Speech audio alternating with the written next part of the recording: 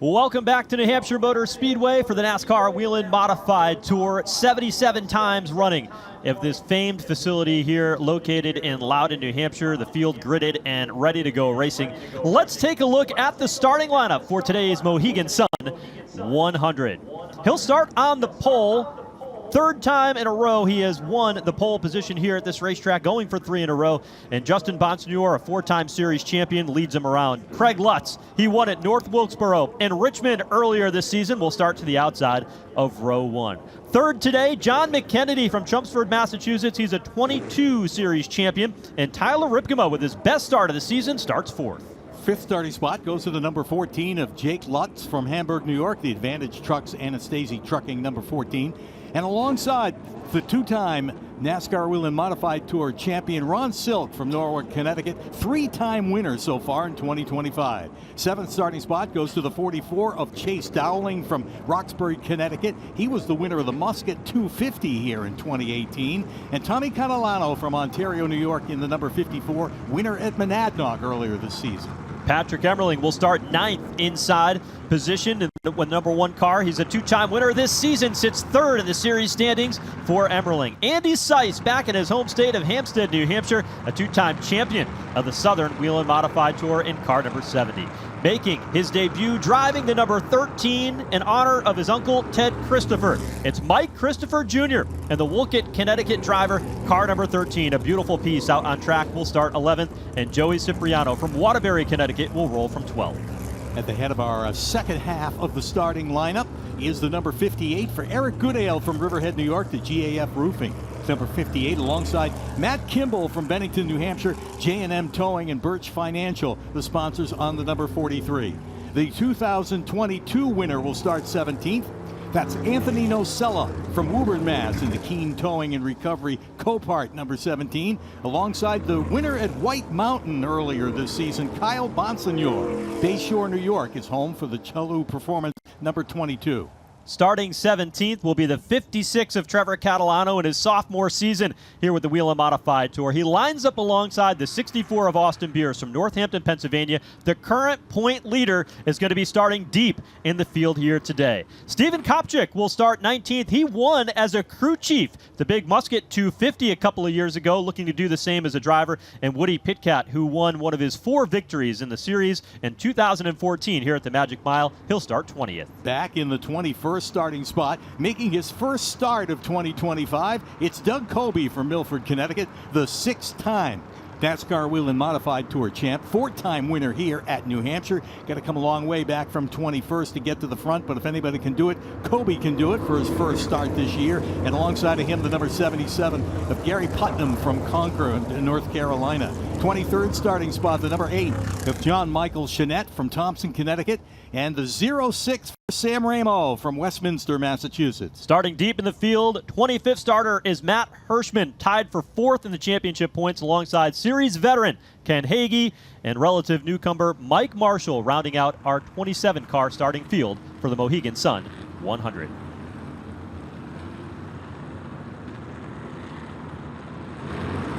Get a look up atop the flag stand here at New Hampshire Motor Speedway. Joining us is Mohegan Tribal member Luke Brown as our honorary race starter for the Mohegan Sun 100.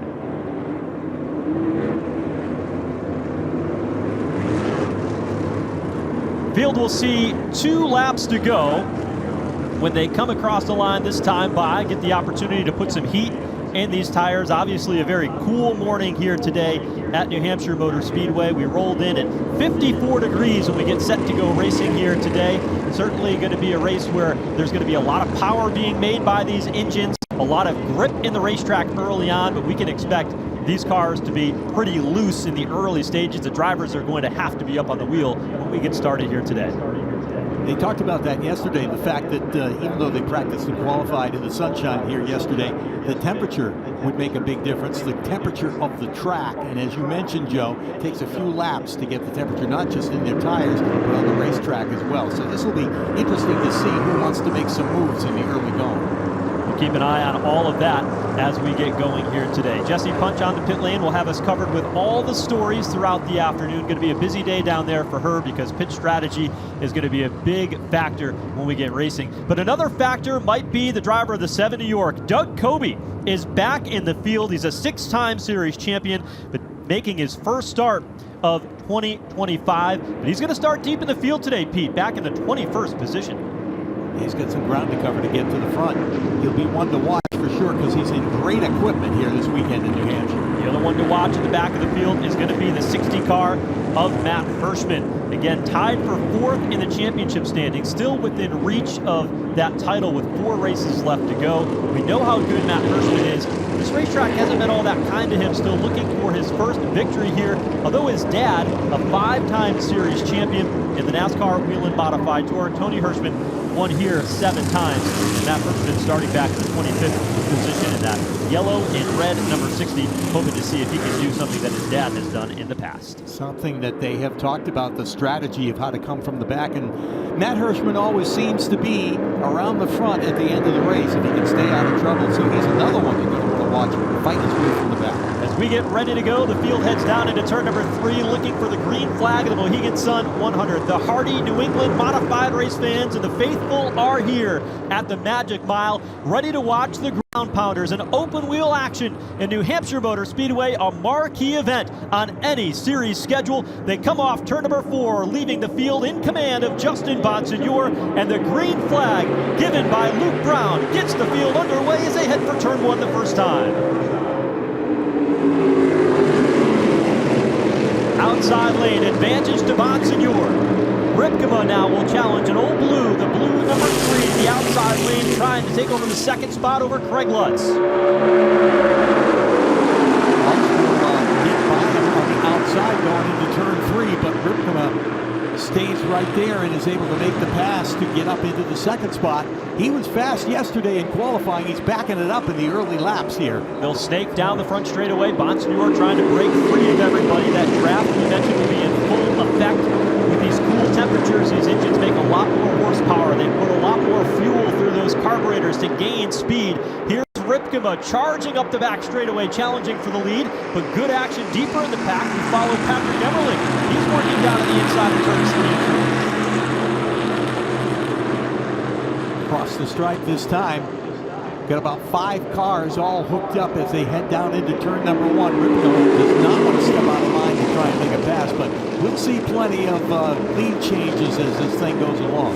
Lead changes will be a name of the game throughout this race today. You can manage the runs. It's not like you can hold back if you want to, but you can take the advantage if you want to dive to the inside. It's quick to build a draft and gain that run. You see Craig Lutz launch through the center of turn number 4 and try to put some pressure on Tyler Ripkema in that 3 car. Ripkema takes a peek to the inside of Justin Bonsignor and again does not choose to pull out of line. Will follow him off the 2nd turn and down the backstretch. They are nose to tail as they streak down that backstretch. And Craig Lutz literally pushing on the back bumper of Tyler Ripkema. Behind them, the 16 car. That's Ron Silk, 2-time winner here at New Hampshire Motor Speedway as well. He's got 2 series championships, and he's somebody you have to keep an eye on in that 16 car, riding in 4th. Right now, happy to ride in the draft. Here's Ripkema again with a peek to the inside, but just not enough to pull alongside, and he'll follow Justin Bonsignor through 1 and 2. You tend to see the runs develop off turn 2, down the back straightaway, and the moves made into turn 3.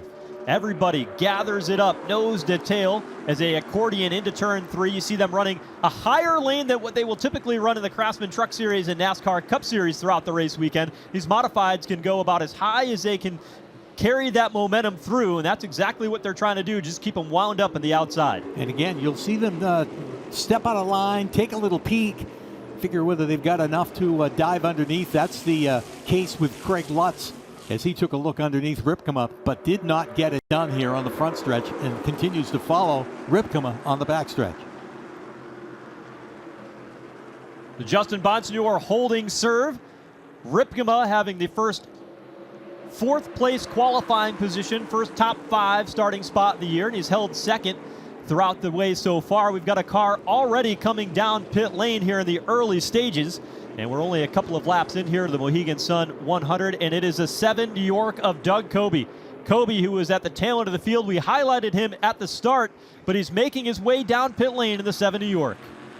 Tough break for Kobe and the Tommy Baldwin crew as he slowly makes his way down to his pit crew. We'll keep an eye on what goes on there.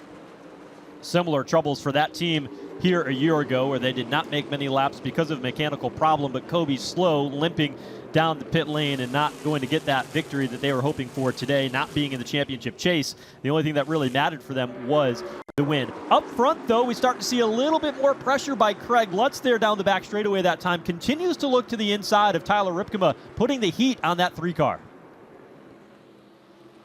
There's Kobe sitting on pit road, obviously came down pit road with no power, and his day no doubt is done. We also see the 44 of Chase Dowling on pit road again early on this race. Not sure what's going on there, but he's headed to his pit crew on pit road. And Kobe has pulled the helmet off, and the 44 of Chase Dowling now in his pit stall as we watch the on-track action. Dowling's going to come in. They're actually going to put some fuel inside this race car. Green flag pit stops for fuel, not common at all in the Whelen Modified Tour, so we'll have to follow up and see exactly what happened there to the Dowling car. Look at this freight train, though, at the front of the field. 10 cars, all nose to tail, about a foot between each and every one of them, and Lutz now diving to the inside of the back straightaway, but he just cannot make that inside lane work. Yeah, as Ripkema shuts the door going into turn 3, nothing for Lutz to get up alongside, at least with this lap, but he's showing some strength, and he's got Ron Silk right behind him to give him a shove.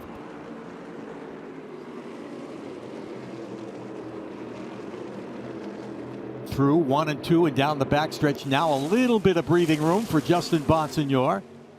Got a car length between himself and Tyler Ripkema as they head into turn 3. Again, all in the draft and just happy to follow nose to tail without stepping out of line. Starting to see some speed out of that 1 car, too, of Patrick Emmerling. Emmerling is pressing the bottom lane, trying to move forward. He's up to 5th at the moment here as he continues to drive forward. Love that snake down the back straightaway. Typically, you would see that 2nd and 3rd place car be able to go up there and challenge Justin Bonsignor and challenge for that lead. But I think the case of the extra speed that these cars are carrying here this morning, because of the cool conditions, because of the extra horsepower, Bonsignor just looking so good at the front of this field right now, has been able to hold everybody at bay 12 laps in. Just watched the other Bonsignor try to put a move on Joey Cipriano. That did not happen, and he pulled back in line and continues to follow the rest of the field. Yeah, that's Kyle Bonsignor. They are cousins. Here's the move to the inside that we were talking about.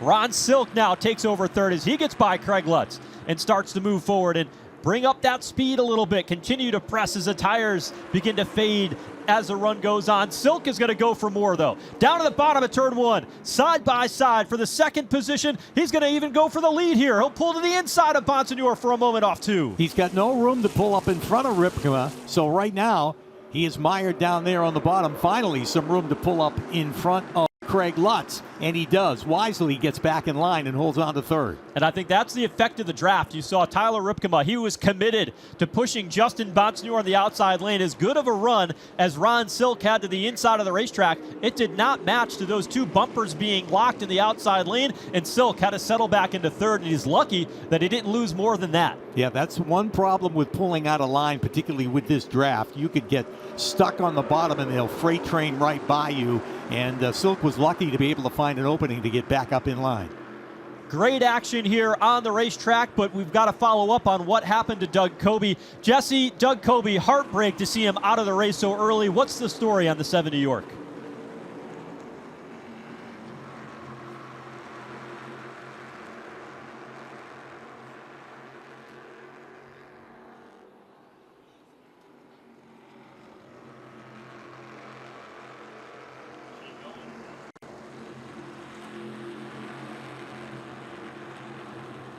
So Kobe back behind pit lane, and a tough day for him. Up front, Silk continues to try to put the pressure on, and we've got another one smoking. Oh, it's Jacob Lutz. And cars spinning to the inside in turns 1 and 2, and that's going to bring out the caution flag for the first time today here, 16 laps in, as Jacob Lutz and his car goes up in smoke with a trail of fluid behind it to the bottom of turn 1 and 2. Tough break. There's a guy that had high hopes for today's race. In that number 14, he's been pretty solid throughout the season, and now it looks like the day is done as he sits on the inside of the racetrack in turn 2. We'll see what happens out there as we see the replay on Flo, and the smoke just starts to pour going down into turn 1, and wisely gets off the racetrack as soon as possible. And Patrick Emmerling, one of our championship contenders, was right in the middle of that. He went to the outside lane to get out of that fluid, and then the 70 of Andy Seiss got in that fluid and went spinning to the inside. And I don't think he had any damage on that 70, and he's been able to get that car rolling once again. Jake Lutz, a college athlete, and he brings that mental focus and mentality to his race program. Races in Western New York for the most part, where he's from. They've dabbled with the Whelen Modified Tour part-time over the past couple of seasons, but that 14 car, when they show up, they are very prepared. Joe Stearns, who owns the car, Billy Putney, a well-known modified driver in the state of New York, is the crew chief for that particular car, and heartbreak to see them have mechanical problems here so early on. I think they were very optimistic about their chances today. Yeah, he's run 5 of the 12 races, and in 2 of those, he's been in the top 5. So happy with the way his part-time season was going, but it's done for today. So Jake Lutz out of his race car. No relation to Craig Lutz in the 46 car that runs in 4th at the moment. Justin Bonsignor has led the first 18 laps so far. Tyler Ripkema, Ron Silk, Craig Lutz, and Tommy Catalano among the top 5 in the competition so far today.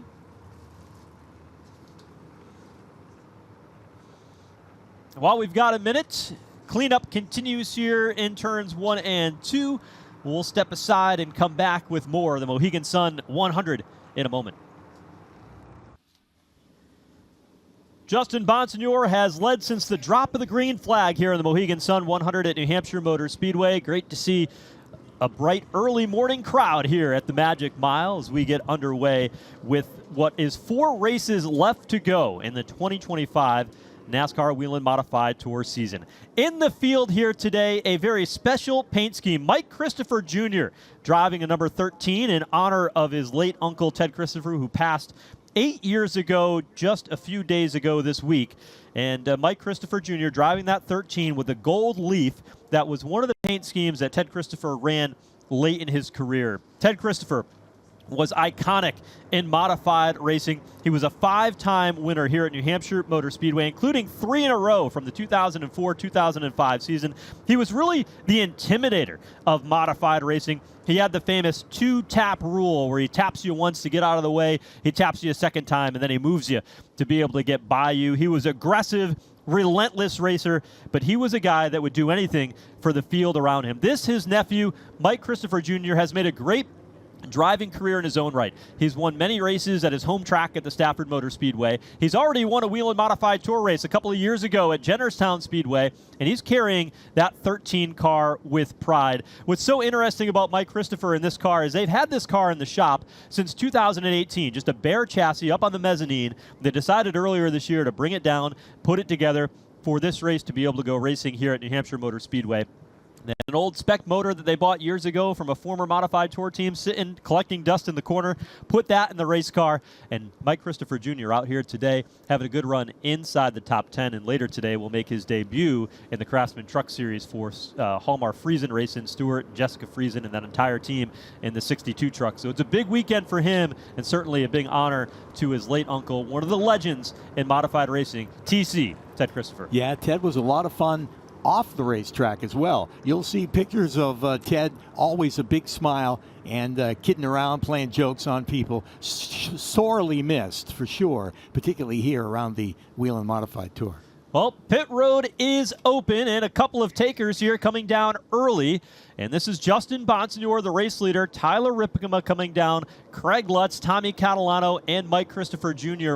all on pit lane to get their service. Now, they've got to get at least a little bit of fuel in their cars to be able to make the difference. And the rules for the Whelen Modified Tour is that they cannot take fuel and tires on the same spot. To cover the pit stops, let's go down trackside and Jesse Punch. Race leader Justin Monsignor has made his way into his pit stall. As you guys mentioned, fuel or tires is the game, and today it is fuel for the 51. This team tells me they changed tires during practice and felt great about where they were at. Not super concerned about tires, mostly using this pit stop for strategy. They shouldn't have to come down pit road again if they don't need to, so that 51 team is looking to chase the checkers now. The 60 of Matt Hirschman also coming down pit road, pitting just behind the 51. Hirschman looking to make up some ground. Team made a few adjustments to that car, and hopefully they're going to be able to gain some positions through the field here as we head into the second half of this race. Thank you, Jesse. A bit of drama on pit lane as well, because one of the teams has dragged their fuel can down pit road with them, and it is left out by the safer barrier on pit wall, just about one timing line from the end of pit lane. So that will be a penalty. We'll have to go back and see which one it is. We can barely make out the number on it, and that will force them for a penalty, whoever belongs to that fuel can, because that is removing pit equipment. Yeah, that's a tough break for somebody, a mistake that they never want to happen. And you can see the crew is coming to retrieve.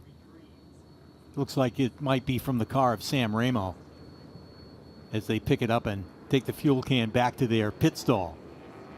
Yeah, so tough break for that team. We'll get the official word here as well. Now, a couple of cars will come down pit road and see if they can get their second round. Some different strategies here under play. We see exactly what happened here with the Sammy Ramu 06 as they get tires done on their team. But we see some of the other cars on pit lane, like Tyler Ripkema directly in front. He took tires the first time around. Now they're taking fuel and making some adjustments on that 3 car for Ripkema. So a lot of different strategies here playing out, while other drivers just decided to take their fuel now and save some of those tires for later in the race.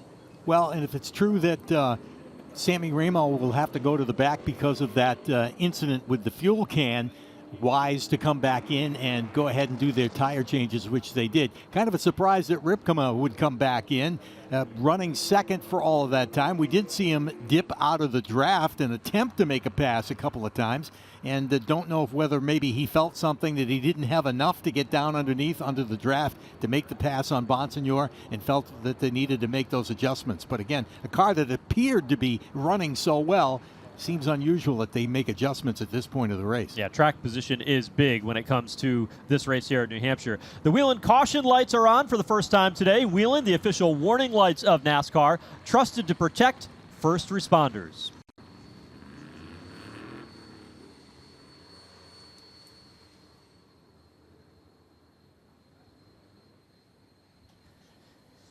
Well, Pete, I do think that you're very right in that thought around Tyler Ripkema. He was trying to make moves in the early stages of that race to see if he can get around Justin Bonsignor, one of the only cars among the top contenders to be able to come down and get both fuel and tires. Now, they do have the option to come and get tires a little bit later, but these tires aren't going to wear out like they might at other tracks. Like if you're familiar to modified racing in the Northeast, Thompson Speedway lately, tires have made a big difference in the comers and goers by the package that they have there.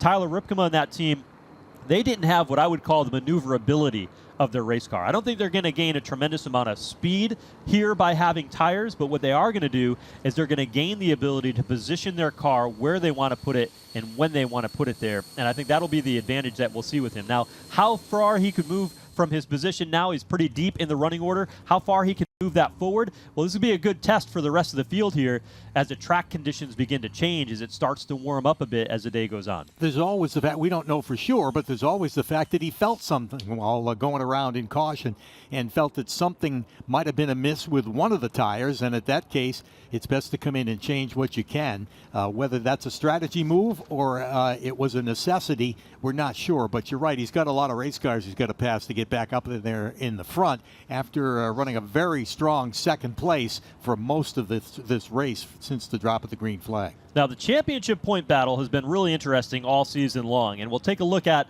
the series points coming in, because Austin Beers right now holding a slight advantage over the champion behind him, who is defending series champion Justin Bonsignor, just 17 points. Patrick Emmerling sitting there 22 points out, and Craig Lutz and Matt Hirschman both tied for that fourth position. So you've got 5 drivers in all that are really some of the factors and some of the favors.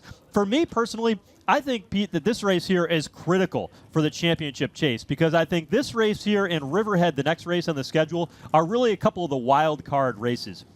New Hampshire Motor Speedway, quite honestly, has not been good for Austin Beers. He has struggled. He came here yesterday, struggled in practice, did not qualify well in that 64 car, started back in the 18th position, and he hasn't really picked up that many more positions now. He's running inside the top 20, while Justin Bonsignor has led from the drop of the green flag, has got his pit service. He's certainly been dominant, going for 3 in a row here at this racetrack. This could be a big swing for your point leader there, the 64 of Austin Beers, seeking his first series championship. They've been solid all year long, but today, this weekend, they haven't been at their best. Can they recover over the course of the next 75 laps and make the best of what has been a tough weekend for this team so far? And for somebody mired that far back at this point of the race, we're a quarter of the way through the Mohegan Sun 100. It's kind of like go time for him if he's going to get up there and battle with the leaders. It really is, and part of winning championships is how you respond to pressure. This weekend, I think, has been a pressure situation for the 64. They have responded all year long, but is that going to be able to continue here today? They've got their work cut out for them, and certainly Justin Bonsignor has put that pressure on the rest of them, as has Patrick Emmerling, who now rides in second. Pete, field's going to get the 1 to go this time as they come across the line. And just to compare with the National Series, there is a choose line and that choose V on the front straightaway, but the NASCAR Whelen Modified Tour only has one aspect of the choose. The leader can decide if they want the inside or the outside lane on a restart. That's the only line that moves. All the odd number cars will line up in the bottom. All the even number cars will line up to the outside lane. And the race leader, Ron Silk, as we will see all day long today, has chosen the outside lane for the restart. Ron Silk is going to be tough if he can clear Patrick Emmerling at the green flag. He is going to lead that field down into turn 1. He will hold his position. Again, he's going to be in a he's going to be a tough one to get around, but we'll have to wait and see. Anything can happen when the green drops, and that's going to happen just moments from now. Getting ready to turn them loose here in the Mohegan Sun 100, field down into turn 3. Some cars have gotten tires, some cars have gotten fuel, others are still out there trying to make that run stretch a little bit closer to halfway. Ron Silk in the outside lane, fresh off a win at the last stop on the tour, and that was at the Oswego Speedway on Labor Day weekend, and the 16 car will lead him back down to the granite stripe in the green flag. Silk gets the jump that he wanted at the green. Patrick Emmerling tries to hang tough there on the inside, but now he's going to contend with Anthony Nocella up on the outside of him in the number 17. It's a race down the backstretch. Nocella, a former winner at this race 3 years ago. His banner day in his only career Whelen Modified Tour victory has moved into the second spot, while Emmerling goes toe-to-toe, trying to move into third underneath McKennedy, and he gets the job done off turn 4. They get back into a straight line here across the stripe. It is Silk with a bit of a comfortable lead, if you will, down into turn 1, but now here's a pass for second as Emmerling gets back underneath the 17 of Nocella. Emmerling really likes these big wide open racetracks. He won at New Smyrna to start the season. He won at Thompson Speedway in the month of August. Now he's showing speed and strength here as we work towards the midway point of this race, and he is closing in on the race leader, Ron Silk. Definitely showing some speed. Silk going down the middle of the racetrack, and just behind him, some action here. Joey Cipriano, Matt Hirschman, another one that's trying to fight his way to the front, but we look here at a pass of John McKennedy. He's going for it down on the inside of Nocella. In April, they run the Northeast Classic here at New Hampshire Motor Speedway. John McKennedy in that 79 car won the modified portion of that. He's had a lot of speed at this racetrack over the years, has never gotten the win, but he's somebody you can keep an eye on, a part-time runner and a former series champion in that 79, battling side by side for the third spot. And you see what happens when you pull out of that draft. That's McKennedy now, who lost that battle to Nocella and now starts to fade back, looking for an opportunity to get back up in line. That's how important this draft is to these guys. He's battling down low, but the motor just pulls down as he comes off the corners. Caution back out again for the second time. We've got another problem down in turn 1 and 2. One car has come to a stop just shy of the safer barrier up there in turn 2.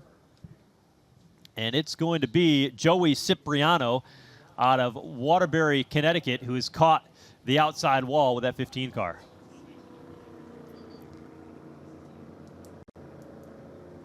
Tough break for Cipriano. Has had a couple of runs on the schedule this year, was looking for a solid run here. He's run here a couple of times, but many of them have been shattered with bad luck in that 15 car. His family car coming off a good run at Monadnock Speedway in Winchester, New Hampshire just a couple of months ago, but his day is going to be cut short here on the second caution. And as you said, a real disappointment to these guys, as he was looking forward to a good run today. And he was in there. He was in the mix for sure, running a little further back in the pack, but obviously competitive, and climbs out of his number 15, takes a look at the damage in the back of the car, looking at all four corners of that number 15, but it's going to go off on the hook. Yeah, heartbreaking for him as he looks at that left rear quarter panel. Once again, the Whelen caution lights are on, the official warning lights of NASCAR, trusted to protect our first responders. They are flashing around this speedway here for the second time in the Mohegan Sun 100. Couple of cars on the pit lane, and among them is Eric Goodale is on pit road. Pit road is open. Ken Hagee is there, along with Chase Dowling and Mike Marshall coming in for service. Dowling in the 44, another former winner here at New Hampshire Motor Speedway. He came down pit road, remember, under green flag conditions to get some fuel inside that race car. They were able to get the wave around, get back on the lead lap, so that put them in a little bit of a better position than they were under that green flag condition. So that first caution worked to their favor. Now they come in and get some more service to see if they can improve the speed of the 44 of Dowling. And he was starting to move his way through the field. I was watching him at the tail end, even though he was well behind many of the other cars on track. Tough break, but he does stay on the lead lap even after coming down on pit road before. So we'll see if he can get anything going now that he's taken on some fuel, and a very slight adjustment on the right front of that 44. Ken Hagee leading pit road. Ken Hagee in that 18, he is just part of what modified racing is. These are the guys next door. You'll see them with their garage open on a Tuesday night working on their race cars. Ken out of Riverhead, New York, down in Long Island, not far from the Riverhead Raceway, where we'll be going next stop on the tour. He's been part of the tour since 1987, and the tour started in 1985, Pete. Ken Hagee, just a great guy. He's in the seafood business. He works down on Long Island, traveling, bringing seafood up and down as part of his trucking business up and down the eastern seaboard, and he's a guy that is just there, steady as could be, part of the program, and continuing to have another good season for him in that 18 team. Sitting in the 13th position in points, a couple of top 15 runs. They're not the most heavily funded team, but they still put together pretty good programs week in and week out. Yeah, get some good runs, and listen, if they're having a little fun doing it too, well worth it for sure. So Ron Silk and the 16 car leading the way in the Mohegan Sun 100. 3 wins this season for Ron Silk, 2-time series champion. And he's won here before, but it's been 6 years since he's won at New Hampshire Motor Speedway. But boy, he's got that winning form here today in the early stages of this way. It's still 18 laps shy of halfway. And we talked about it earlier, and we saw it happen just before that caution. When you do get out of line, get out of that draft, it happened to John McKennedy. Looked like he was going to be able to move forward by going to the inside, but once those guys started to freight train around him on the outside, he lost 2 or 3 spots in just the course of a lap and a half. At the top of the broadcast, we talked a lot about how this particular race is one that everybody circles. Modified fans are all here in an early morning race. They have packed this New Hampshire Motor Speedway for a 9:30 start. But the reason for that has been the finishes over the years. Let's take a look back as we celebrate the 40th year of the NASCAR Whelen Modified Tour at an event back in 2008 that was a barn burner for sure, and it happened right here at New Hampshire Motor Speedway. Going to the outside on the last lap, down the backstretch. Christopher continues to lead. One more shot for Chuck Hosfeld. Hosfeld looks to the inside. Christopher gives no room, keeps the door shut. Through the 3rd and 4th turn, Klumpke makes a move on Szegedy. Gets Szegedy loose. Szegedy just rubs the wall. Here they come to the finish, side by side. Hosfeld wins it by a nose. The scoring monitor shows no time between Hosfeld and the 36 of Ted Christopher, but the view from up here showed Hosfeld by a bumper. What a finish back in 2008. 1/1000th of a second as they dragged race down to the finish. And hey, what do you think about that announcer, Pete? I thought he was pretty good. It seems like just yesterday, as a matter of fact, right? Sounds like you. Great call on that one, Pete. You've been part of the action here for a long time. But we've seen so many races like that. We've gotten to call great races here with the Modifieds in New Hampshire. We're considering that this could be exactly the same. We've still got a bunch of laps to go. We haven't even hit the halfway point, but there's been a little bit of drama so far, particularly with losing somebody like Doug Coby, who had high hopes of getting to the front today. He's out early, but, it's so unpredictable here at New Hampshire. We talked about Matt Hirschman at the start of this one.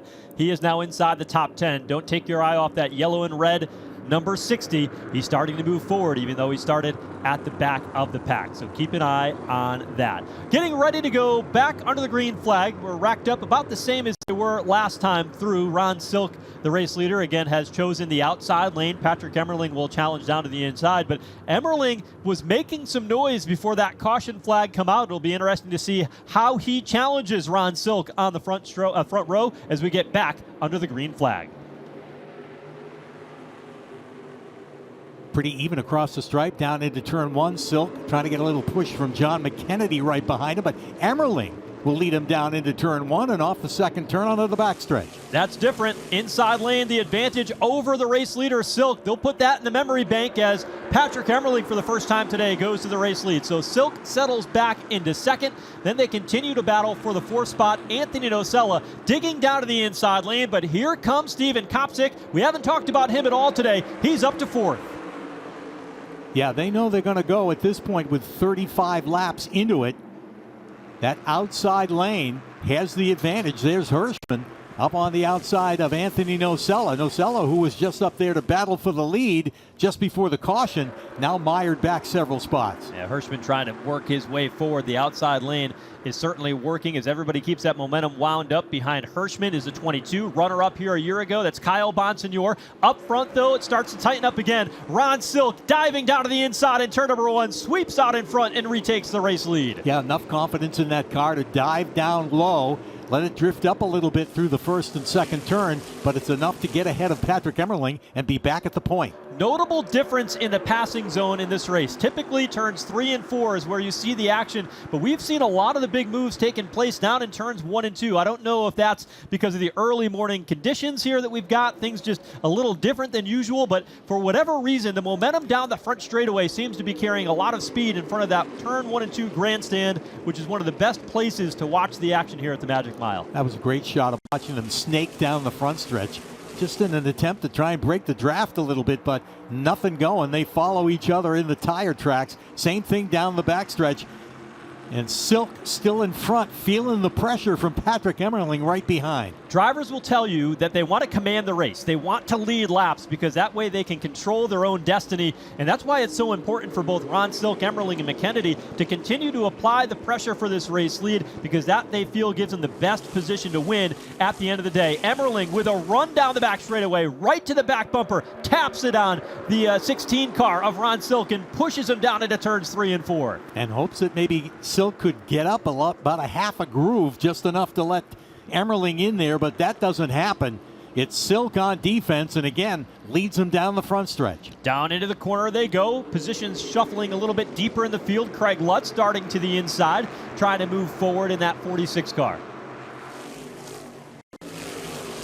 See the same battle up front. And again, Emmerling riding right on the back bumper of Ron Silk.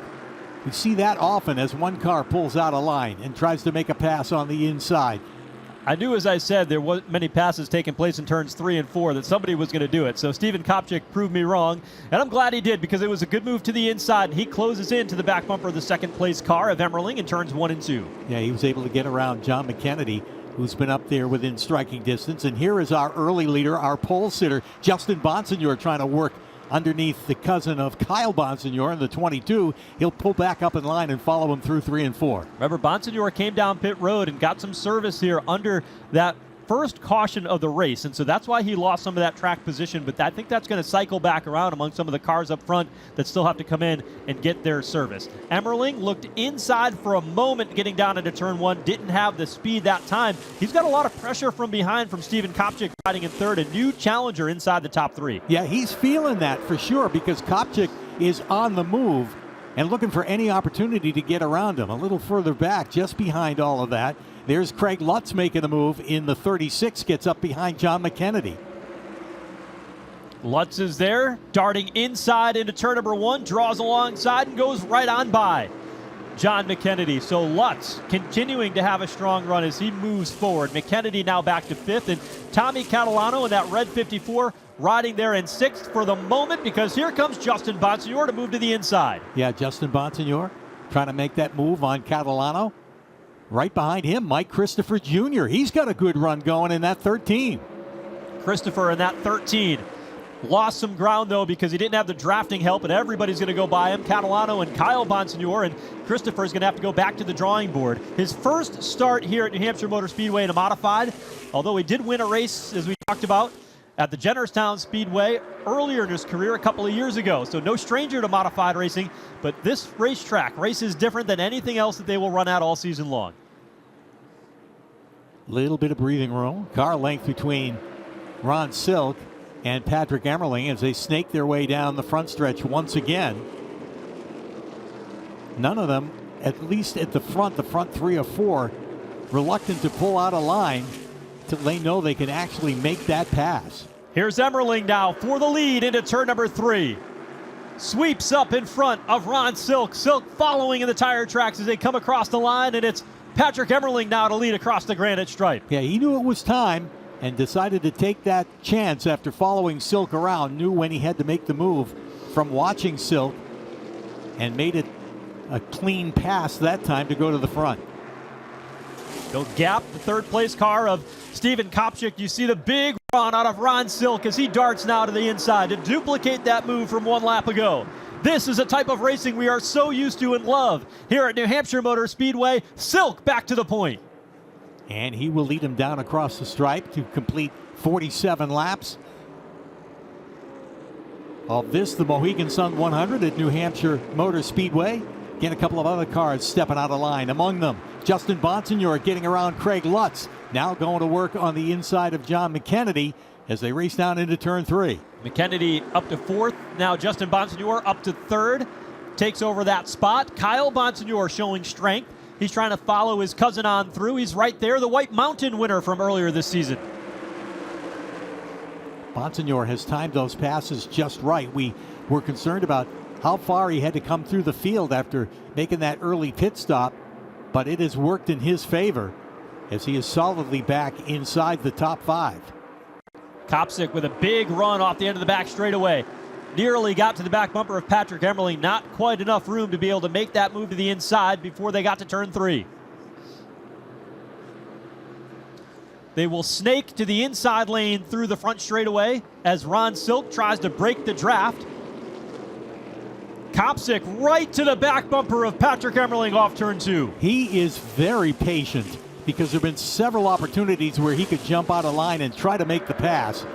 And there's one of them right there as he takes a peek down underneath Emmerling. They're going to have to race side by side through 3 and 4. It's not going to work, and he's going to pull back up in line. Yeah, Emmerling just too strong when he gets back to the gas on corner exit. That seems to be his strength. Where Kopchik just not as strong there. He's a little bit better on the entry of the corner. Here's a battle now for the fifth spot. Craig Lutz working inside lane, trying to get back ahead of Justin Bonsignor as they go dead even off turn two. Yeah, that's our starting front row side by side going at it. Won't work for Lutz, and as he backs out, it opens the bottom for Kyle Bonsignor, and he drives around in the 22 to pick up a spot. Kyle Bonsignor continues his steady march to the front. He now finds himself inside the top five. Leaders nose to tail. 1, 2, 3 through the first and second turn. Fully aware that Justin Bonsignor, our pole sitter, going for 3 in a row, is trying to catch those guys and get into the mix. Here's Emmerling again with a dive down underneath Silk. He'll make the pass and slide up in front. Take the lead, at least for the moment, and trouble. John Michael Chenette has spun off turn 2. That car is rolling again down the back straightaway, but the caution does come out for the 8 car of John Michael Chenette. And this caution timed just about perfect here as it comes out on lap 52, the 3rd caution of the day, and that's prime pit stop territory for all the cars that want to come in and get another set of tires and get some service. Yeah, just past the halfway mark. We'll see what everybody decides to do.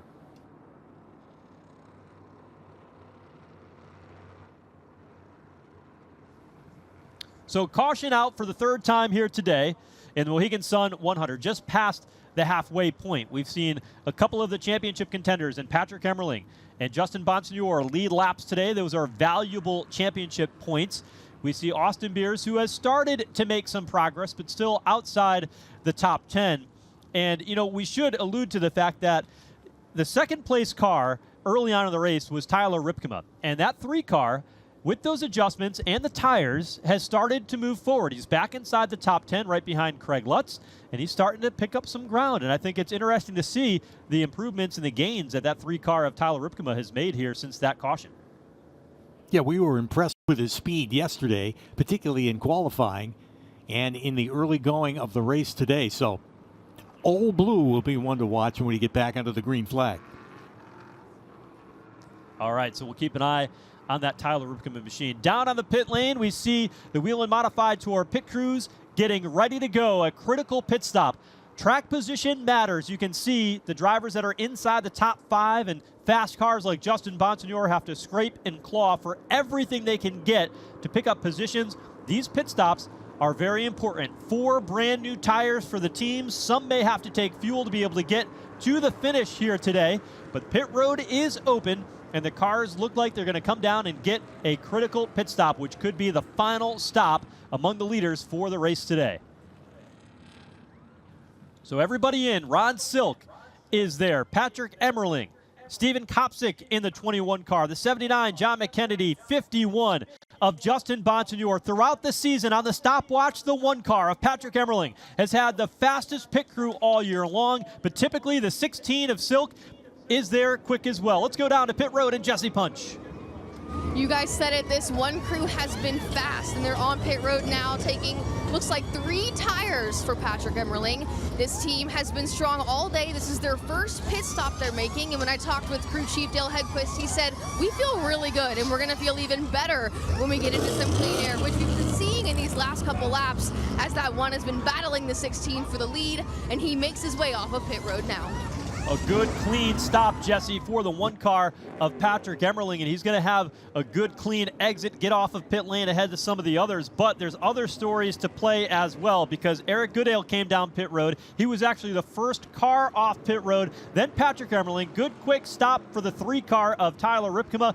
The race leader is going to lose a couple of spots on pit lane, but you alluded to something, Jesse. The first pit stop of the day for Patrick Emmerling, he likely will have to come and just get a splash of gas to be able to make it the rest of the way.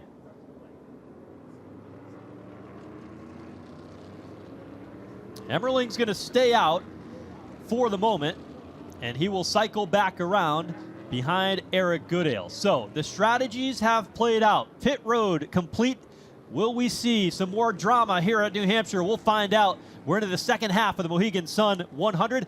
Out in front, Patrick Emmerling and Eric Goodale lead the way in New Hampshire. The NASCAR Whelen Modified Tour here at New Hampshire Motor Speedway, and a morning edition of a triple header of action here at the Magic Mile.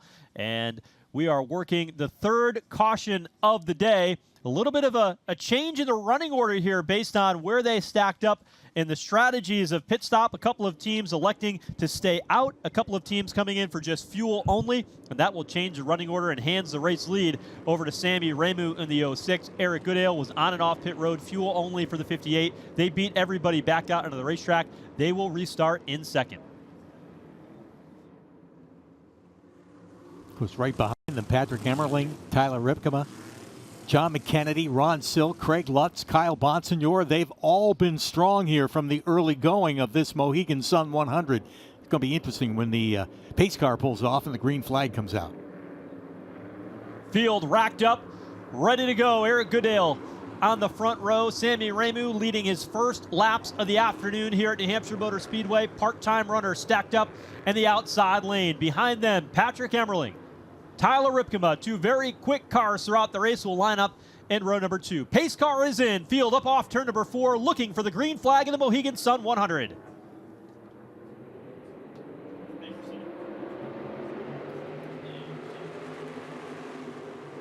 Outside row trying to get the push going down into turn 1. Ramo will lead him through 1 and 2.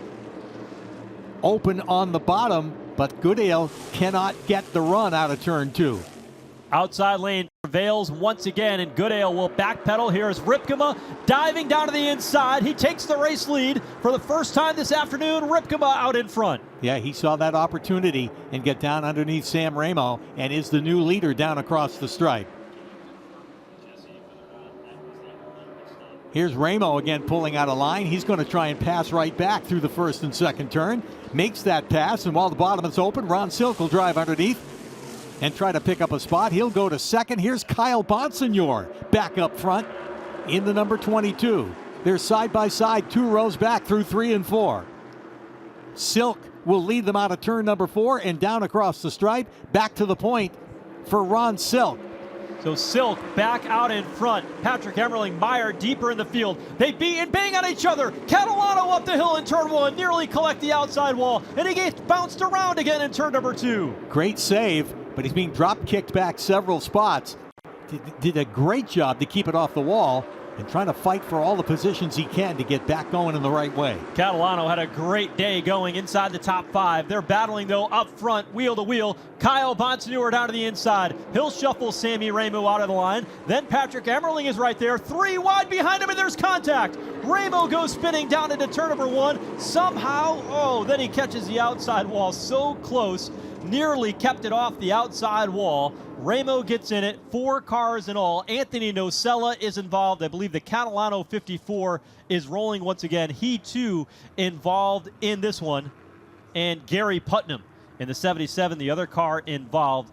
They were 3 wide getting into turn 1, and there just was not enough room for all of that. Let's take a look at what happened. Heading down into turn number 1, contact between Sam Ramo and Tyler Ripkema as Ramo was trying to get down and Ripkema was there. Sammy Ramu did a nice job at saving that race car. That is a fast part of this racetrack. When you get spun into turn number 1, to be able to get that car rolling again, barely made contact with that Nerf bar, the bar directly behind the right rear tire, or it should be left rear tire, when he went spinning into the corner. And he was able to keep it off the outside wall for the most part. Good job by Sammy Ramu. The other guy that had a real close call was John McKennedy, because Ramo was coming across the racetrack before he started to spin up towards the wall, and looked like he might have caught the right rear of John McKennedy, but McKennedy was able to keep going. So Ramo involved in that caution flag. Also right behind him, the 17. Tough break for Anthony Nocella, who's had a good run going today as well. So let's re-rack it for you here. So we've got Ron Silk as a race leader. Kyle Bonsignor has shown some strength here as of late. Patrick Emmerling, 3rd, 4th for John McKennedy, and 5th is Tyler Ripkema in the 3.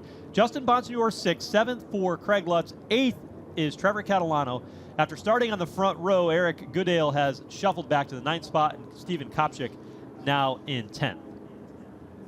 A couple of the cars that were involved in the most recent cautions coming down pit lane for service and adjustments on those cars, including Anthony Nocella, who will get a splash of gas, and the Davini-owned number 17. Nocella's been running a lot of other divisions as well. He's in sprint car racing now, expanding what he's been able to do, and as a great driver and a former winner here at New Hampshire Motor Speedway in the Whelen Modified Tour. He's always been very good in the open wheel ranks. He was a big-time runner in the Northeastern Midget Association Light Division, which was before he got into modifieds. But since then, he's run some pretty big open wheel events out in the Midwest, and currently is campaigning a sprint car out there, and has a lot of fun doing it. He told us yesterday that it's a whole new thing for him, a whole new deal, but he's in some great equipment when he's running out in the Midwest in his sprint car, and he'll be doing more of it as the season goes on.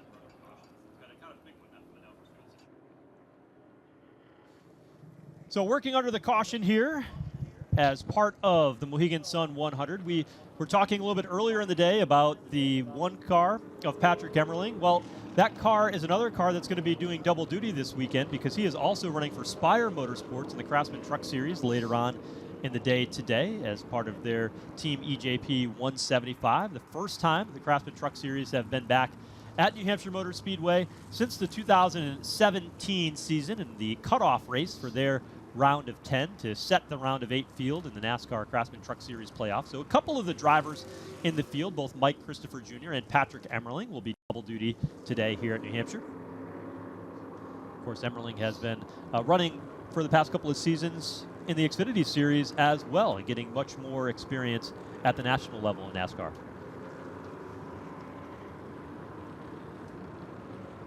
You mentioned as a two-time winner in 2025, he likes the big tracks, and as he won at New Smyrna and again at Thompson, and obviously a lot of liken to this big, wide, sweeping Magic Mile. Yeah, and they do things different, that team. They do not follow the traditional work and the traditional setups that other teams do, and I think over the past little bit that has worked for them, and it's working right now. Pete, one of the things that they've done different, Jesse Punch was able to follow up with us on this, is that they have only come down pit road one time. Typically, you need a little bit of gas to go the whole way here. Not a lot, but just enough to go the whole way. They got their 4 tires. They got their track position. We get down towards the end of 36 laps to go. Seems like Patrick Emmerling and that team is going to try to do a one-stop race, and that's a bit of a surprise coming into this race weekend here in New Hampshire. And they've got a different strategy, and it seems to be working for them right now. They've got a fast race car. They're up inside that top 2 rows. Well, they're one team that's hoping it goes green the rest of the way, that's for sure, because caution laps don't help them any. And we're about ready to go back to green flag racing.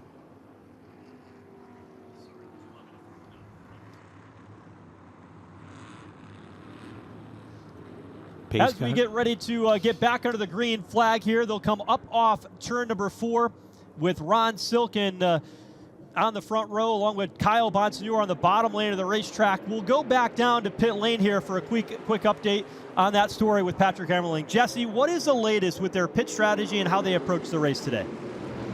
Yeah, I just wanted to follow up on what you were speculating. You mentioned that we most likely will have to see this team come back down for Jesse, fuel. hold on. Trouble on the back straightaway. Ron Silk into the outside wall. Pounds the outside back straightaway. They made contact coming up off turn number 2, and Ron Silk, heavy right front damage to the 16 car, and he is limping down the back straightaway. He will not get very far before coming to a stop at the entrance to turn 3. And that was wild at the beginning, coming out of turn 2, and ran out of racetrack, caught that right side on the safer barrier on the backstretch. And we're under caution before completing a lap. We'll keep an eye on Ron Silk. Jesse, let's get back to you. A critical story down on pit lane here with the one car of Patrick Emmerling. They are doing this different. Fill us in on what their thinking is with the one car and the strategy that they have for the race today. Well, as you guys had laid out earlier, strategy is ever changing down here on pit road. But when it comes to fuel, crew chief Dale Hedquist says they're pretty much in that window that he's not concerned about needing to come back down pit road for a splash of fuel. However, now that that caution has come out, the team has jumped up on the pit wall. They do have 1 tire. They've changed 3. They have that 4th tire ready to go. We'll see if they bring him down and change that 4th one. But when it comes to the fuel game, as you were speculating, this one team feels pretty good about where they're at. All right, this is a whole different game, Jesse. Thank you for that. There you see the team on the pit lanes. We'll keep an eye on Patrick Emmerling, Dale Hedquist, and what they try to do. All right, lots going on. Let's recap what happened off turn 2. Here's another look at the incident on the restart. Ron Silk in the outside lane got shuffled out. We'll see all of it here. They came up off the corner. Emmerling is racing to the bottom. Silk was already sideways, but look at the contact that Emmerling made when Silk was out of shape, and he came across the inside nose. Into the outside wall went Silk. Might have gotten a little help after he had already lost some pace with the 79 car of John McKennedy. Looked like Steven Kopsick got a piece of that as well. So chaos on the back straightaway, and with the entire field bearing down on them, that could have been the big one here at New Hampshire Motor Speedway in this drafting style competition. And that could have been a lot worse, particularly where that was happening at the front of the field. As he got sideways, tagged the wall, started to come back across, just clipped Patrick Emmerling's right front. And a bunch of other guys really maneuvered to get around Silk, who at that point was just holding on for the ride across the racetrack. A couple of other guys rubbing the wall and so forth after that. We'll have to see if they come to pit road, any of those that might have rubbed on Silk or the wall, to make some changes to the car. And I think one of them's coming right now. It's Patrick Emmerling. We didn't see it until the replay came out. Possible damage on the right front of the 1 car for Emmerling. That car went over the left side tire of the 16 car. Jesse Punch is there. Jesse, dramatic here. Right front damage potential for the 1 of Patrick Emmerling. You're right about that, not knowing the damage until the replay. The team down here on pit road was watching the pylon. Once they saw exactly what happened, everybody, including Dale Hedquist, sprung to work on this race car. Things changed so quickly down here. I was just reporting on the confidence of this team, knowing they're in the fuel window, they have what it takes. And now after just a few laps, they're changing that right front tire. This will be a they will have now changed all 4 tires this race. However, they have not taken any fuel, and this will have quite an impact on their track position, which, as we know, is huge here at New Hampshire. Yeah, there's a handful of cars, 18 cars right now, Jesse, that are on the lead lap. And Patrick Emmerling in this team will be at the tail end of that. Steven Kopchik is also on pit lane because he had left side damage as well, and he's going to make some improvements there on that 21 car, another car that was running quick. But this has pretty big implications. I think we alluded to it earlier, how this race could change the championship picture. Justin Bonsignor has been at the front just about all day. Craig Lutz has been up front. As we get another look at the incident here and the contact with that right front tire, how the suspension flexed. The entire car came off the ground for Patrick Emmerling. Both front tires airborne for a moment after the contact was made, as Silk made that heavy contact in the outside lane. And we had one look at it, Pete, but from my perspective, the 16 car was already sideways when that happened. It wasn't Emmerling tapping that left front tire of Ron Silk. Silk was out of shape to the outside lane, his car cutting across the racetrack when contact was made with Emmerling from the one replay look that we had. Yeah, it just seemed to step out on him, that back end swinging out, and he was up about as high as he could go and into the wall. Again, lucky that he did not get completely sideways and coming across in front of everybody, but probably the hardest hit was Patrick Emmerling. Amazing that there's not more damage to the right front of that number 1, the way that car jumped up in the air. We'll have to see when they go back to green. Might have knocked the toe out a little bit. I'm sure they looked at that when he came in on pit road, but that was pretty good contact that he made with Ron Silk. He didn't come back down pit road, so it tells me on these long straightaways here at New Hampshire, after that new tire was put on, he probably let go of the wheel for a second and made sure that the car was still going to roll straight.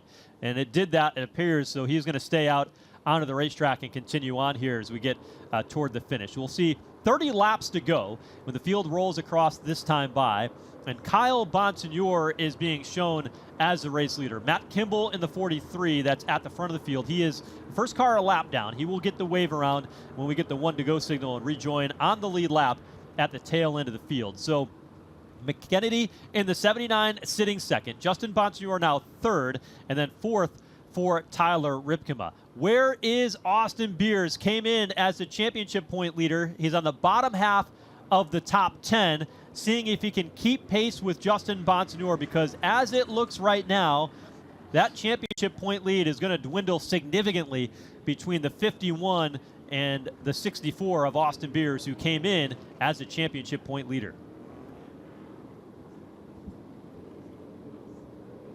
Yeah, Bonsignor in the 51 is another one that benefited from some evasive driving there on the backstretch, because he was right there when Silk was coming back across the racetrack too. So a couple of more stops on pit road. Patrick Emmerling, one of them. And he is on pit road. They did some work on the right rear of that car, did some work on the right front of the car. I do believe that was not repairs per se. I think it was more adjustments by the way they get that car rolling. But he's going to have to hustle here to catch up to the tail end of the field and be able to be in position to catch this green flag at the right time. But they are going to wave it off because of the lineup a little out of order there along the back straightaway. So they're going to wait one more time.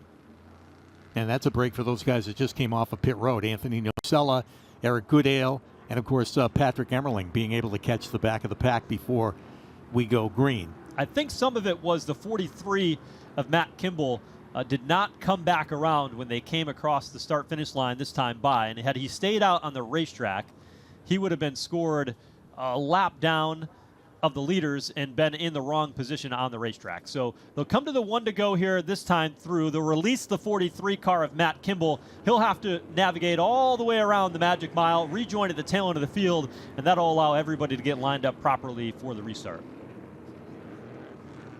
Well, we've got some heavy hitters up front ready for this restart for sure. Don't count out Kyle Bonsignor, a winner already in 2025 at the White Mountain Motorsport Park, just up the road here from New Hampshire Motor Speedway.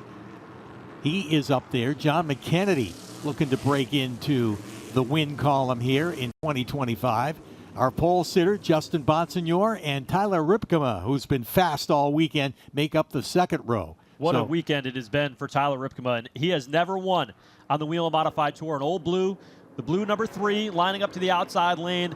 It has not been a great season for that 3 car, but a win today would turn it all around. The field tightening up as they head to turn number 3. We'll see the green flag this time by. Still a long way to go. 28 laps to go in the Mohegan Sun 100 at New Hampshire Motor Speedway. The race leader, Kyle Bonsignor, has elected the outside lane. McKennedy in the 79 to the inside from Chelmsford, Massachusetts, as they roll back through the restart zone. Green flag is out, but they are wrecking again on the front straightaway, and it is Kyle Bonsignor who catches the outside wall. He got the bumper from Justin Bonsignor when he did not come up to speed, and the caution is blackout, along with Ken Hagee is in it, and Gary Putnam again, a 4-car incident along the front straightaway. And another one that could have been a lot more damaging the way Bonsignor came across in front of the field. He's able to drive away, and apparently no damage to that number 22, but a big disappointment from where he was restarting, and now where he's going to have to get back into line for the next restart of this race. Similar to what we saw a little while ago when Sammy Ramu went down into turn 1 and spun. That car made gentle contact with the outside wall. I think the 22 seemed to hit it pretty good here along the front straightaway. When they got back under the green flag, we'll take a look at it here in a minute to see exactly how it all transpired. McKennedy will be the new race leader, but watch the outside lane. It seemed like the 22 just either did not come up to speed. Eventually, it was the 51 of Justin Bonsignor tapping his cousin in the bumper and spinning him around the outside lane.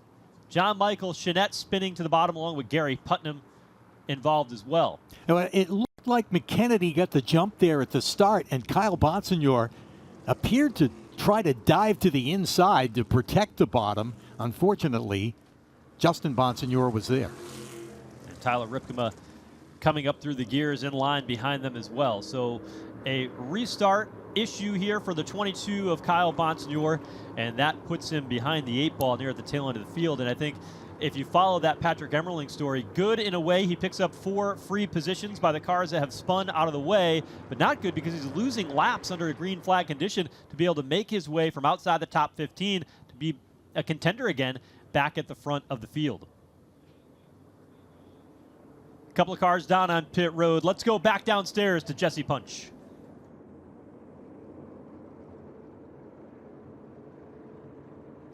Oh, Jesse working on an interview there in a moment. We'll get up with her as Patrick Emmerling back down on pit road for more service in that 1 car. If you're just joining us here at the racetrack, we welcome you to New Hampshire Motor Speedway here, the Mohegan Sun 100 for the NASCAR Whelen Modified Tour, getting into the waning stages. 26 laps to go. The race early on dominated by Justin Bonsignor. We've seen 5 cautions here to our most recent caution, and it has been dramatic. Everybody's been on and off pit road. They've gotten their tires, they've gotten their fuel. Now they're trying to stretch this to the finish, and a couple of the veterans up in front, former series champions John McKennedy and Justin Bonsignor in the 51, who is going for his 3rd consecutive win here at New Hampshire Motor Speedway. And some drivers up at the front of the field like Tyler Ripkema, who want their first career win in the 3 car, and Craig Lutz, who's had a great season as well. But Pete, the story of the afternoon and the second half of this race, I should say morning, habit of saying afternoon, the story of the morning is Patrick Emmerling and his recent problems along the back straightaway and the repairs that they've had to make to that one. as we predicted, probably more damage than it looked like initially. Heavy work going on the right front of that number 1. And we said with the kind of contact that he had, there had to be something more than just changing that right front tire. So the work continues. And that's a tough break for a guy that was fast here today. All right, Jesse Punch has been able to catch up with the driver who was leading early on in this race. Let's go trackside to Jesse. Yeah, guys, Ron Silk in that 16 team leading this race. Now Ron is back here in the garage, suit tied around his waist. Ron, what happened? I don't know. I'd like to give you a better answer, but I just ran out of talent. Got loose off turn 2 and thought I could control it and kind of hit the fence right rear first, and then it ripped the right front in, and it's just along for the ride after that. But I don't know if I messed anyone else's day up. I hope I didn't. Thank you to my whole team. I had a great car. Disappointed with how it ended. Thanks for the time, Ron. Ron Silk, a 3-time winner here at New Hampshire Motor Speedway and a 2-time series champion. I don't think Ron Silk will ever run out of talent. He is an amazing driver, a very uncharacteristic mistake for him, not something that we normally see, and an unfortunate end when he had a very fast race car. We'll rule it a misstep, if you will, and just got out from under him, and he did the best he could, that's for sure. And we keep hitting on the point that it could have been a lot worse for a lot of the other guys. It appears that the biggest damage came to Patrick Emmerling, who still sits on pit road for repairs. See Kyle Bonsignor pulling out of his pit stall. He's changed right side tires on that number 22 by virtue of the fact that he spun across the racetrack on that restart. Has to go to the back anyway, so they take advantage of that time to spend on pit road. But extended pit stop for Patrick Emmerling with that damage on the right front. Emmerling has now gone a lap down. And if you're just joining us, not only was Emmerling a fast race car here today, well, he was also in the championship mix. He was only a couple of points out of the second place position coming into this race. He was third, 22nd behind, now a lap down, and a very full field here at New Hampshire Motor Speedway. If he continues to stay on pit road, there's a couple of more spots, at least one that he can lose. And with Justin Bonsignor running up front, Austin Beers now continuing to try to move his way forward, and Matt Hirschman and Craig Lutz all having a good day, this could be devastating for the championship hopes of Patrick Emmerling here with just 3 races to go after today. Emmerling's had a great season in a sense, with 2 victories this year, but I think it's been those tough days where he's had those DNFs that have cost him the ability to be up there and leading the championship points as they sit on pit road, go another lap down. They'll clean up some of the racetrack here along the front straightaway. Emmerling on pit road will step aside inside of 24 laps to go in the Mohegan Sun 100. Back here at New Hampshire Motor Speedway, the Mohegan Sun 100 for the NASCAR Whelen Modified Tour, and this one certainly has had ups and downs for many of the teams that were running up front early in the day today, but now all of a sudden the drama has changed, and John McKennedy is out in front. Justin Bonsignor, who won the pole to start the race, now finds himself in the second position, and the rest of the field back behind them has certainly been challenging for the race lead. Because of the work that's being done here along the front straightaway and into turn 1, they're going to bring these modifieds down pit lane here for a moment, just to be able to allow those safety vehicles to be able to work around turns 1 and 2 and just get some of the fluid that was laid down here on the racetrack under this most recent caution. They've got some of our track services vehicles working down along the back straightaway as well, as there's quite a bit of fluid laid down here on the New Hampshire Motor Speedway racetrack. So they're going to bring them all the way down to the pit out, stop there, and then bring the cars to a pause here along the pit lane. Yeah, they wanted to pick up some of that speedy dry over there in 1 and 2. Sometimes that's like driving on sand, if you will, and particularly with how hard the charges will be once we get back to green flag racing. We've got the distance of a good old Saturday night shootout left to go here in the Mohegan Sun 100. And the cleanup continues on the track surface. And once those safety vehicles clear the track, we'll be able to put the modifieds back out there for the restart. As we said, we're on lap 77, 23 laps to go in the Mohegan Sun 100. Well, Jesse, this has been a wild morning of action here in the Whelen Modified Tour. Plenty of action down in the pit lane. What's the latest? Yeah, efforts continue down here as the one team is making some adjustments on this car. More than adjustments at this point. It's my understanding that after that contact with the 16, the shock tower broke. So you can see the crew out there trying to replace that part here and hopefully get the one back out there. But you guys have laid it out. There are huge championship implications on the line. This team has had a strong run all day long. And now this is throwing a wrench in their plans here as we have the laps. What was it, just under 30 laps to go? It's going to get interesting here in these last few, guys. Yeah, devastating, Pete, and I think you highlighted it. It was amazing that there wasn't more damage, at least what we thought initially for Patrick Emmerling. Seemed like when he went back out onto the track, maybe it broke the rest of the way after that airborne launch there. That's the top of the shock tower where the right front would bolt on. You see the silver piece is where they attach the hood on these race cars. So a bolt-on piece for this race car, but a lot of work. And if anything got bent in there, it's hard to get those chassis to move back in a way where it'll all get bolted back together. Not an easy fix for Patrick Emmerling and this team, and they are going to lose a lot of time. The advantage for them, the caution flag is still out. They have not thrown the red flag, and that team has a little bit more time to be able to work on that right side. Down in the infield, the 54 car of Tommy Catalano. He had a good run going early in the day, but now he has to relinquish a position just outside the top 10, and he has pulled that number 54 back to the hauler. So another good day for Catalano here in New Hampshire, but not a result for him to finish it. Tough break for both of those guys. As we talked about how this is going to shake up the point standings, we were talking about it as far as finishing position goes, but now with some of these cars out of the race, we'll definitely see a difference in the order of the point standings when we leave New Hampshire. Lots of stories as we work under this caution period to clean up some fluid there on the back straightaway here at New Hampshire. Under the red flag here at New Hampshire Motor Speedway in the Mohegan Sun 100. And the red flag put out, we've got cleanup going on out on the racetrack under this most recent caution. Let's take a look at exactly how we got here to the point where the cars paused on pit lane. This was a restart not too long ago. Kyle Bonsignor shuffled out of line, and then contact with the 51 of Justin Bonsignor sent him across the racetrack. Ended up being a 4-car incident in all. Nobody really all that terribly damaged. John Michael Chenette went spinning. Gary Putnam in the middle of this as well, but 4 cars involved in the incident that brought us under the most recent caution.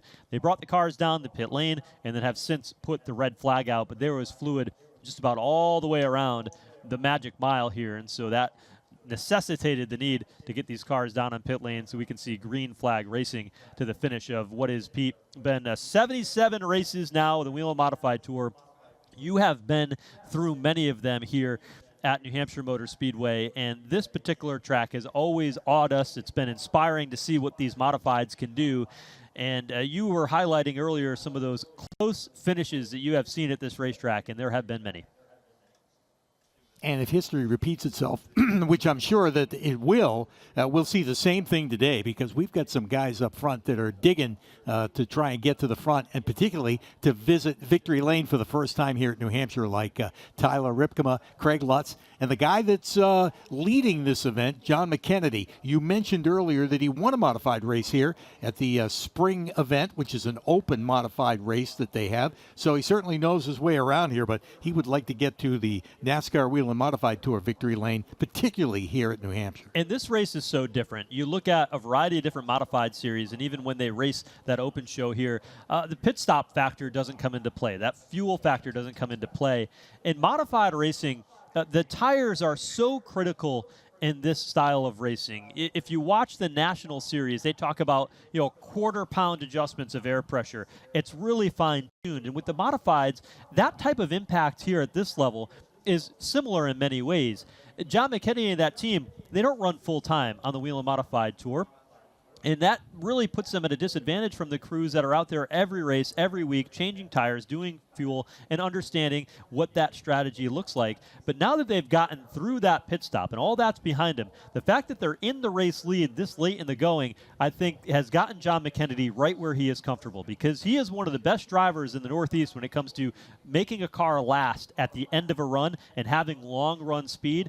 McKennedy out in front is a factor that we were expecting today, but with 23 laps to go, he's certainly in the catbird seat here as we eye the checkered flag. Yeah, very strategic team. They go into it with a plan, and he won a modified race actually last Saturday night.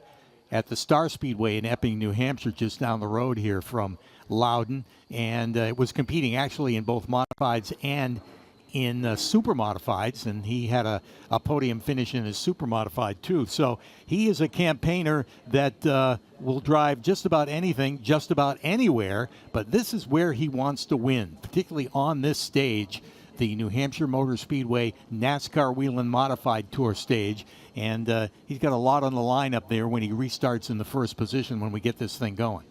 One other driver that we've alluded to a lot but haven't shown him a lot, the 64 car of Austin Beers, has navigated now solidly inside the top 10. He is a driver that came in, that 64 from Northampton, Pennsylvania, as a championship point leader this season, but a narrow margin over Justin Bonsignore. He's a younger driver in the series, been on the series a couple of years, spends a lot of time racing out in Western New York, and is a championship caliber driver, has been in the mix before, but has never been this deep into a season leading the championship in the Whelen Modified Tour. It's uncharted territory for him, and they have had the pressure put on them. Struggled yesterday in practice, struggled yesterday in qualifying, ended up starting pretty deep in the field, back in the 18th spot. To be able to be running in the 7th position at this point in time, can they salvage today? Can they get that top 5 finish that will keep them at pace with Justin Bonsignore and be in position into the final 3 races of the season to be able to contend for that first elusive Whelen Modified Tour championship? Key right now is to stay out of trouble, as some of the guys that we thought would have pretty good days, such as Kyle Bonsignore and Ron Silk, have gotten into trouble and are kind of out of the running. We know that Silk is completely out of the event, and Bonsignore's had to go on pit road after his spin on the restart. So that's going to be a key for Austin Beers. Stay out of trouble, try to move to the front, but you're right. He's come from way back, and because there's so much on the line for him in this race when it comes to the point standings, he's going to want to advance as well as he can, but certainly avoid trouble.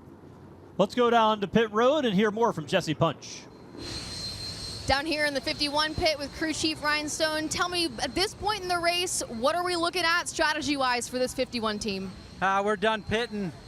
I don't know if there's much strategy left in this race. There's 20 some odd laps to go, and you just got to get through it. There's been some tough restarts. There's been a lot of carnage the second half of this race. So hopefully that's the end of all that, and we can get to the end of here, get this restart going and finish this thing out clean and have a good race with McKenny and the guys there right with us, and finish it off strong. We need a win. We haven't. We've been sort of stubbing our toe here lately. We need a good solid day. You know Justin better than anyone. Is his confidence high? Is he saying anything on the radio? Yeah, he's very high. The car's really good. We just need to get back out to the lead and control the race. It becomes a whole lot easier from that point. But we stopped for some fuel just to be cautious, and that's lost us some track position. It took us about the rest of the race to get it back. So we're about where we need to be. We just got to be one spot better. Thanks, Ryan. Thank you. The thoughts of Ryan Stone, a championship-winning crew chief with Justin Bonsignore. Bonsignore, a 4-time champion. Ryan Stone, up in the Northeast, spent a lot of time around modifieds, but he moved down south a handful of years ago to work for Junior Motorsports, and he worked on the 7 car of Justin Allgaier. He brought what was already a very talented career as a mechanic and at times a driver of modified racing back with him to the Northeast in the Whelen Modified Tour. And when he and Justin Bonsignore hooked up, they all of a sudden had the magic that have put them on what is really heading towards a Hall of Fame career. If you've been in the Northeast and covered modified racing for a long time, you know the name of Mighty Mike Stefanik, who leads in championships, a 7-time series champion, and a catalog of wins that puts him number 1. Justin Bonsignore wants to match those records, and he, at his age, young enough to do it, young enough to catch Mike Stefanik at the pace that he has been able to win both championships and race wins. And Bonsignore, a driver that is hungry for that 5th championship at the end of the season, and he's got the capability of doing it, because if you know Justin Bonsignore, the last 3 to 4 races of the season, Pete, that's when he gets hot. Yeah, for sure. And a guy that is confident. Confidence is like horsepower. And if you can carry that confidence into these races, and he certainly felt that yesterday, held his head high and had great expectations for the weekend, qualified on the pole, and now running up front and restarting in the front row, he has got to be one that we're definitely going to watch. Ryan Stone said it. If we can get back out in front and control this race, we're in good shape. Look for that when the green flag comes out. Coming into this race a year ago, 4 races from the end of the season, Justin Bonsignore was similarly behind the championship points. He won the final 3 races of the season, and he won the championship. They've got that in the back of their mind, and they want to kick it off here in New Hampshire. And the drivers have told us before the race, it's important in the end stages. We'll have 20 laps to go. Control of the race is important. What does that mean? They want the lead. They want everybody else to have to force their hand behind, and they want to control the pace. Expect that on the restart. You're going to see a bit of aggressiveness. It's going to ratchet up here a little bit as we're within 20 laps of the finish here at New Hampshire Motor Speedway in a marquee event for the Whelen Modified Tour. The field doubled up in turns 3 and 4, ready for the restart at the Magic Mile. Pace car dips off as they come out of turn 4, and they head for the stripe. Green flag is in the air. We're back underway. Powering up through the gears, looking for a clean start. Craig Lutz pounding on the back bumper of John McKennedy as they come across the line. And McKennedy pushing forward to the outside lane. To the bottom, though, Justin Bonsignore rallies back, but it's McKennedy to lead the charge off turn 2. Down the backstretch, it's McKennedy, but Bonsignore right there. They're almost 3 wide behind them. A move on the inside by Ripkema in the number 3. He's going to take Justin Bonsignore to task. And kind of shoves Bonsignore up the track a little bit and takes over that second spot. That's about as aggressive as you will see that 3 car. For Tyler Ripkema, shoving Justin Bonsignore out of the way off turn number 4 and charging to the position. Anthony Nocella way up the hill in turn 2 is going to lose about 7 spots deeper in the pack. Here is Ripkema knocking on the back door of the 79 McKennedy. Ripkema wants to make that pass and put McKennedy between himself and Justin Bonsignore as they race out of 4. But Tyler Ripkema has gone to the afterburners. Here comes Bonsignore looking inside off the end of the front straightaway, but tucks it back in line. Not quite ready to get out of line and possibly give up a spot. He'll follow those guys down the backstretch. Ripkema with a great run out of turn 2 right up to the back bumper of McKennedy, but he too will not dip out of line. Look at who's in the mix now. It's the 44 of Chase Dowling. Dowling now up to 4th. He won the big race, the 250-miler back in 2018, but Craig Lutz now to the inside. Bonsignore now to the bottom for 3rd. Make it 2nd for Bonsignore underneath Tyler Ripkema. Yeah, makes a great move there through 1 and 2. Drives by him on the inside, and they with a head of steam going after John McKennedy. Bonsignore going for more. Down on the inside in turn 3. Taking control of the race for Justin Bonsignore. He goes out in front. McKennedy tries to pull to the inside, but doesn't have the momentum as they come back to the line. Bonsignore will lead at the stripe. Exactly where he wanted to be. 16 laps to go. Bonsignore will lead that train out of turn 2 and down the backstretch. Look who's in the mix. The black number 13 is there. It's Christopher. Mike Christopher Jr. now inside the top 5, and that 13 car is flying in the late going. What an accomplishment. For a car that had not even seen the racetrack, they didn't even test that car before coming here. Brand new race car with Uncle Ted's colors on it, and he is racing to the front. Ripkema now going back under Bonsignore, slides him up again in turn 2. Bonsignore not going to take that kindly, McKennedy not going to take that kindly there as they roll through turns 1 and 2. Ripkema on the move. Have never seen the Tyler Ripkema number 3 as aggressive as he has been here today in search of that first victory. And he knows he has to be as they get into the late stages of this, the Mohegan Sun 100. They dice it back and forth down the front stretch. And through the first and second turn, Bonsignore large and in charge out of 2 and down the backstretch. They're all chasing the 51. Austin Beers has rallied up to 6th, the farthest forward he has been. Here's a move for 4th. Inside lane, it's Christopher. He shuffles Chase Dowling out of line. Down here across the stripe, Ripkema banging on the back bumper of Bonsignore's number 51. Looking for an opportunity. Bonsignore protecting the bottom of the racetrack as they head out of turn 2 and down the backstretch. You study the competition. You know what moves they're going to make. Mike Christopher Jr. has not raced in this series very often. He has not raced against these competitors very often, and I think that'll work to his advantage because his opponents do not know what he's capable of, do not know what he's willing to do to win. Again, Bonsignor making it difficult to pull out a line and test him on the bottom. Ripkema itching to get up alongside. A little bit of breathing room on the backstretch, but we'll watch that evaporate as they go into turn 3. Here's a move by Christopher. Like days of old, it's a Christopher in a 13 car. Gold leaf numbers. Running in the 3rd position. 11 laps to go as they come to the line this time by, and they snake that draft down the front straightaway. Bonsignor to protect that lead with Ripkema and Christopher sitting in 3rd. Off the 2nd turn and on the backstretch, it's still Bonsignor. A car length between himself and Ripkema, but again, that evaporates as they head into 3. They go nose to tail through the 3rd and 4th turn. McKennedy back into the 4th spot. Everybody trying to plot out their strategy. Ripkema into the back bumper of the 51 of Justin Bonsignor as they cross the stripe. When do they want to pull out a line and make a chance? It may be too soon for any heroics at this point as they follow each other down into the 3rd and 4th turn. Last couple of laps in the 3rd position, Christopher has been holding back a little bit and working on building runs into turn number 3. Ripkema for the lead, though, tucked right up under the back bumper of Justin Bonsignor again, and Bonsignor exactly where he wants to be, in control, leading here. Inside of 9 laps to go at the Magic Mile. Yeah, he's seen this story before.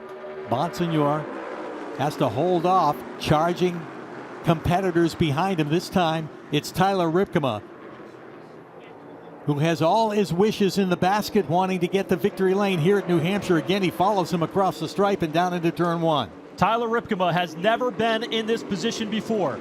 He's a veteran of the Whelen Modified Tour, but has no victories to show for it. Their best finish of the season is 6th, and he's in position to win one of the biggest races on the schedule as he rides in 2nd behind Justin Bonsignor.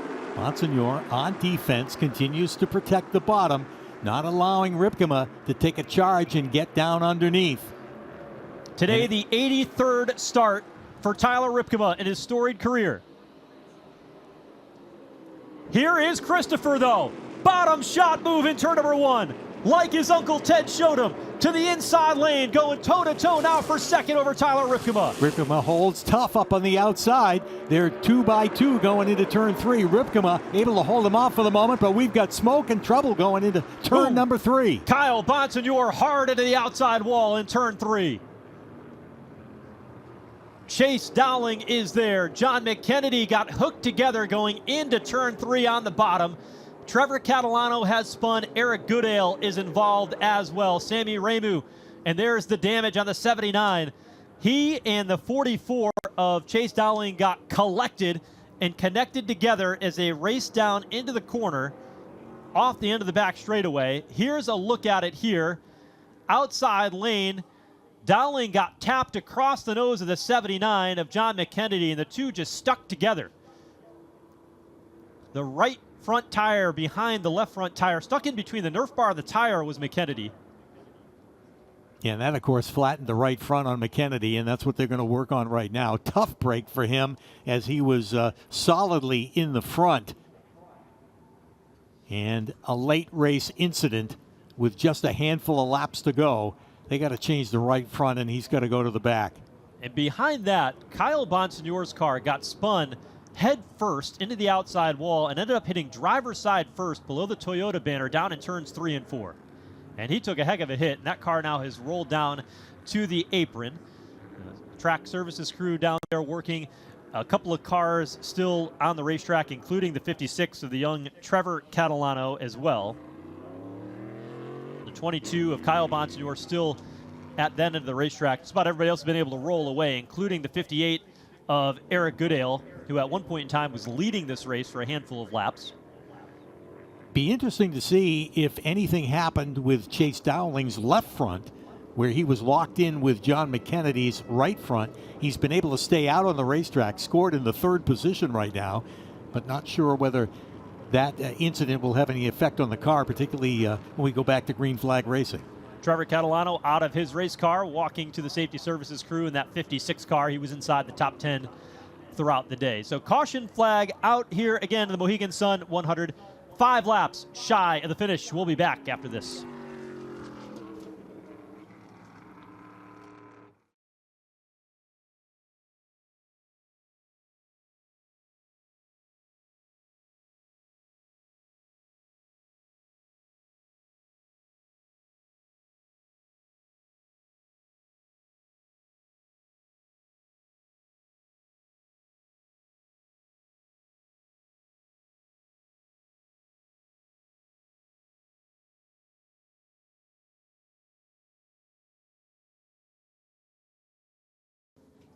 Well, down to the final few laps of the Mohegan Sun 100. This one likely to go to overtime. They have gotten the Kyle Bonsignor 22 car on the back of the record, pulling that car off the racetrack in turns 3 and 4. The trophy awaits here in Victory Lane Magic Mile. The first of 3 that'll be handed out here this weekend. Craftsman Truck Series playoff race still yet to come. NASCAR Cup Series playoff race, the opening race of the round of 12. To be played out here tomorrow, and that just makes it a huge weekend for these modified drivers who race up and down the East Coast, running various short tracks around the country. And if you haven't had the opportunity to go and visit a local short track near you in the state of New Hampshire, maybe down in Massachusetts like the Seekonk Speedway, or over at one of the speedways in Connecticut, Thompson Speedway or Stafford Speedway in Connecticut, these modifieds and this style of racing happens all the time at those racetracks, and that's really the heart of Northeastern racing. Pete, you are a big part of that, traveling all throughout New England all summer long, and it's a lot of fun, not only when the Cup Series are in town like weekends like this. Yeah, I mean, it's fun to watch them on a track like this, and the drama runs deep, but to see them on a track like Riverhead where they'll be going, it's truly amazing for them when they get on a really short track like that. Let's go back down to pit lane. John McKennedy has been involved in this latest incident. Jesse Punch has more. You guys were speculating on what the damage might look like on that 79 car. They just brought it back down pit road. Doesn't look like a ton of body damage, but they did change both rear tires and sent that car back out on the track. Not a lot of damage, but unfortunately very disappointing for this 79 team, who was having an incredibly strong run here this afternoon. Jesse, it's a bit of that history of John McKennedy here. He has had great runs, but at the finish, something always goes awry for him in that 79. Former series champion of a couple of years ago, not going to be in the mix here as we get toward the end of it. We will apparently be going into overtime. We'll see what happens here as the field rolls through turns 3 and 4. A bit of cleanup there at the outside of the corner for the safety services vehicle, and they have slowed the pace car down just enough to extend the length of this race, but they crossed the line. 3 laps remain, so it will be at least a 2-lap shootout to settle the Mohegan Sun 100, and it has been a wild one. Pete, you talked about the schedule coming up for the Whelen Modified Tour. Coming up, a rain postponed event down at the Riverhead Raceway. So we'll go from one of the biggest events to one of the smallest events. 2 weeks from now, October 4th, a Saturday evening at the Riverhead Raceway, a tight bull ring where you use the chrome horn and tempers more than anything else. No finesse there. It's all about bulldogging your way through. Thompson Speedway Motorsports Park is part of the traditional World Series of Speedway racing down at the Thompson Speedway, the quiet corner in Connecticut, and then wrap things up on a Thursday night, Martinsville Speedway, leading into the penultimate race of the NASCAR National Series Championship 4 weekend that will set the Championship 4 going into Phoenix at the end of the season. So 3 races left to go after this, 3 very different racetracks, and a lot of good action as we roll into the fall here for the Whelen Modified Tour. And we've talked about the mix-up in the point standings possibly following this race, and we talk about Justin Bonsignor trying to capture yet another championship. And we have to mention that these tracks coming up sort of favor Bonsignor, Riverhead in particular, Thompson, where he's always been strong, and of course Martinsville, where he could clinch the championship. But Eric Beers does not want that to happen. It's too much of a close race for Austin Beers for him to be able to watch that championship slip out of his hands, and he has been able to work his way back up in the field here this afternoon in that number 64, trying to hold on to the championship points lead, led by 17 over Justin Bonsignor coming in here. And we should say that even though we kind of gave a nod to Bonsignor on the upcoming tracks, Beers is pretty good at Riverhead too, and will look to do well at Thompson when they go there on their World Series weekend on October 12th. So this championship run is far from over, regardless of what the point standings look like after this running today. Yeah, we'll see how the damage comes into play there for the Austin Beers number 64. He's got some damage on the front of it. He's down to the inside lane, and we'll see exactly how it plays out. So the field rolling here to the back straightaway. 98 laps of 100 complete. They're on the back stretch now, and they will come down and put number 99 up on the scoreboard here for the Whelen Modified Tour. This will be outrageous with just a lap to go. So the pushing and shoving will be in full effect once that green flag comes out, because you gotta make your moves to gain any position you can, and it's going to go all the way down to the finish. So hold on to your seats, ladies and gentlemen. We are ready to go green. Down to the wire. The trophy in sight.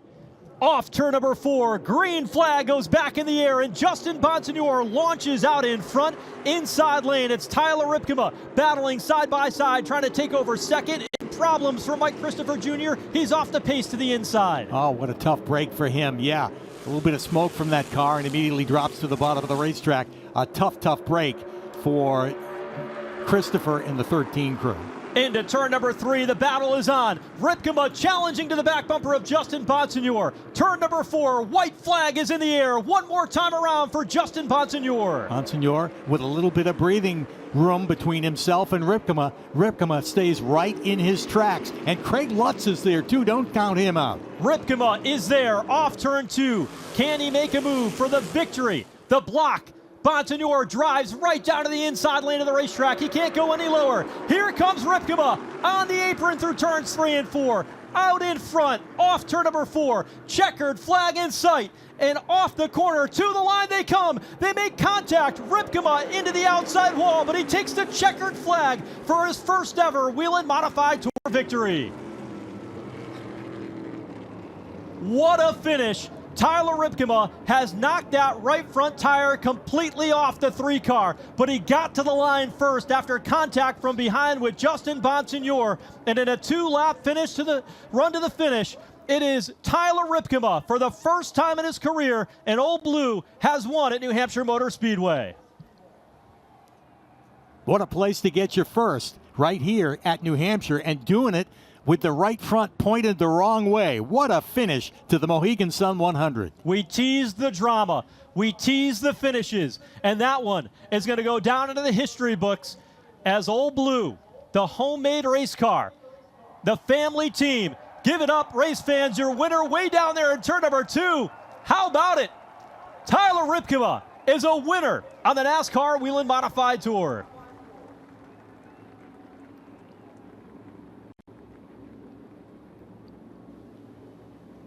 Usually the burnout interview on the front straightaway at the start-finish line, but Tyler Ripkema, they are going to have to tow that car to victory lane as they came to the checkered flag. What a move by this young man from Oswego, New York. He and his dad, Dean Ripkema, have run their family operation for years, but they joined the 3 car this season. Let's take a look at what happened. Ripkema shoving Justin Bonsignor into turn 3 on the final lap. Give him a little hip check up the hill.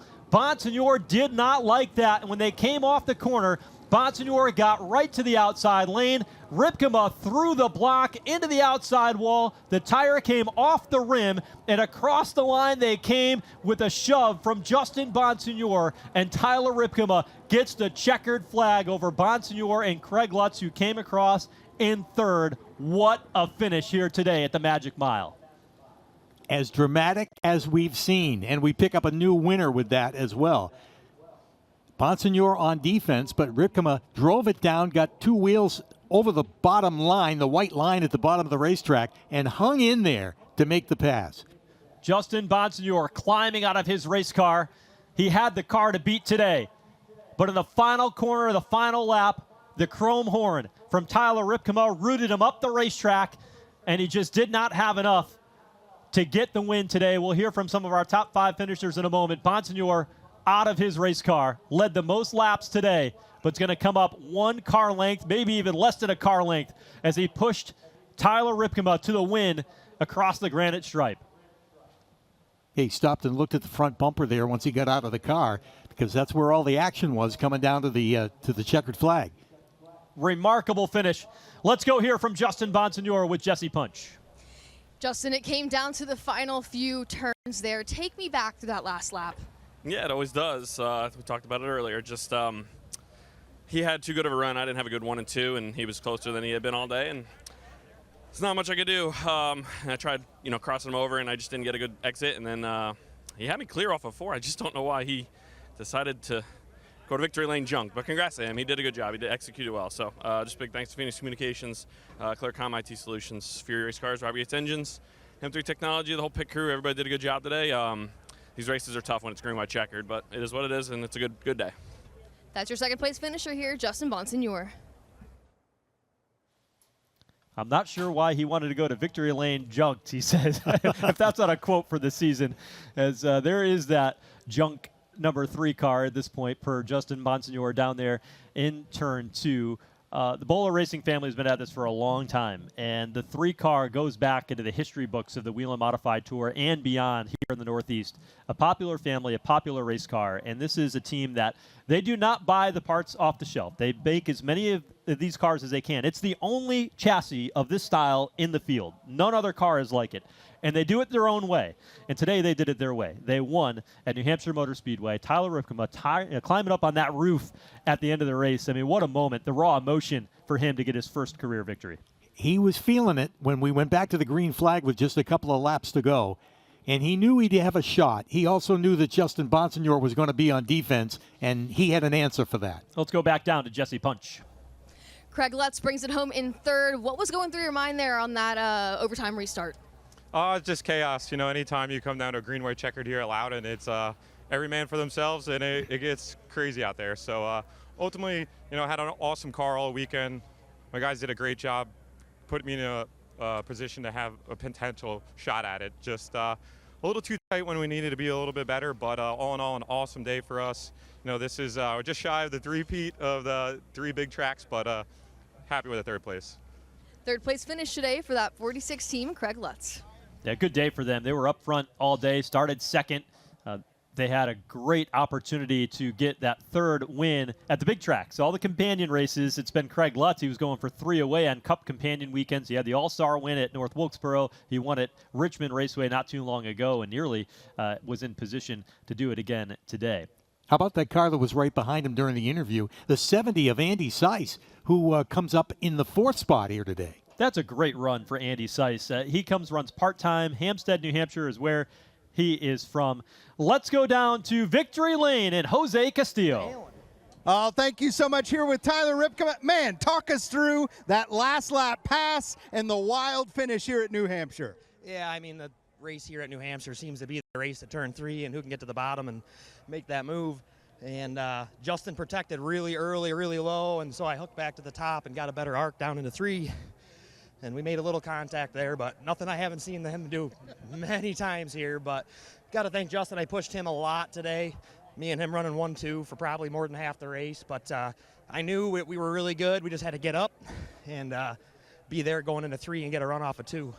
So did you know you had that last lap pass in the pocket ready to go? I mean, it could have been there, but he went a little early, I think, to make the block. And I was able to get back up top and then get a good arc down in. I mean, if he would have done it a little later, probably not. I probably wouldn't have been able to get the arc to the bottom. I would have had to roll him on the top, but and that probably wouldn't have happened. So just happened to work out. It sucks that the cars tore up, but I wasn't lifting until I was crossing that start-finish line, so we got it.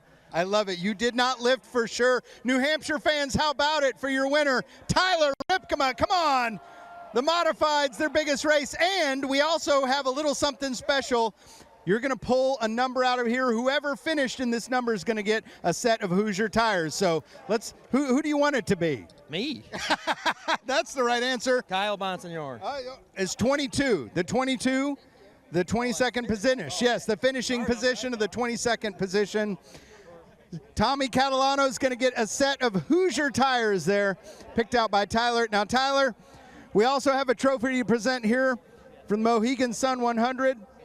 Tyler, yeah. Congratulations. Let's get you in here. Hang on just a second. Slide over there. There we go. Thank you so much. Mark Provost, Regional Marketing Manager here with Mohegan Sun, to present the trophy to Tyler Ripkema. On behalf of Mohegan Sun, congratulations, Tyler. Hell of a race. That was awesome and great job. Way to battle out there, and great job, man. Fans, how about it? Congratulations one more time. New Hampshire Motor Speedway, your winner of the Mohegan Sun 100, Tyler Ripkema. Thank you, Jose. What a finish we saw here this morning. Unbelievable. Mohegan Sun 100 belongs to that man, and the smile tells it all. Years of trying to win at this level. They have done it, and they have gotten that 3-car back to victory lane. It's history for sure. As many times as that car or a version of it has competed here at New Hampshire, they finally get the victory lane. Well, I think that car is history after the way it hit the wall as it gets dragged into a victory lane. Look at this car on the rollback. The 3-car in victory lane here at New Hampshire Motor Speedway. Unreal. Right front completely torn off it. Rear damage to it. What a day it has been. Pete, an outstanding race here at New Hampshire Motor Speedway. It's another one for the record books. Now 3 races left to go in the season. Never disappoints. Can't wait for 2026 and see these modifieds back here on the Magic Mile. We'll be back here in the last, next to last weekend in August with the Whelen Modified Tour. Been a great race here for the Modifieds. Take a look back at some of the highlights of this one here in the Mohegan Sun 100. Justin Bonsignor started out front, but at the end of the day, it was Tyler Ripkema and the 3-car that's victorious and sits in victory lane. Fans were here, Cup Series drivers enjoying the action from early on. Emmerling was a factor, as was Ronnie Silk before trouble for them. Drama throughout, action on the track and the way that they race here at New Hampshire Motor Speedway. The end of the day, though, it was a change in the championship mix. Emmerling had trouble. Bonsignor finishes second. And at the end, a dramatic move by Tyler Ripkema to score the victory in his first ever Whelen Modified Tour win. On to Riverhead Raceway 2 weeks from now for the NASCAR Whelen Modified Tour. Thanks for joining us for the Mohegan Sun 100.